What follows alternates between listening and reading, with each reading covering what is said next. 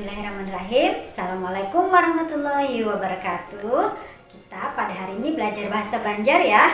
Kalian ingat kemarin sudah belajar bahasa Banjar, artinya menggunakan kosakata dalam bahasa Banjar. Nah, pada kali ini, hari ini kita belajar tentang kosakata kanas ya. Kanas diawali dengan huruf K.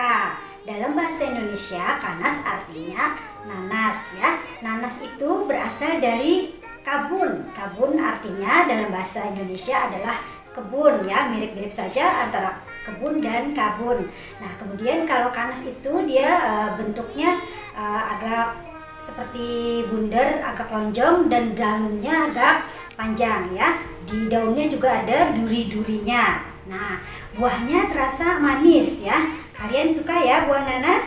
Buah nanas bisa dibikin pancuk dan juga bisa dibuat alua. Pancuk dalam bahasa Indonesia artinya rujak, dan juga kalau alua itu artinya manisan. Ya, kalian sudah mengerti tentang kanas ya? Kalian sudah tahu tentang apa itu kanas ya dalam bahasa Banjar ya. Nah, kiranya demikian dulu pembelajaran kita bahasa Banjar pada hari ini. Terima kasih. Assalamualaikum warahmatullahi wabarakatuh.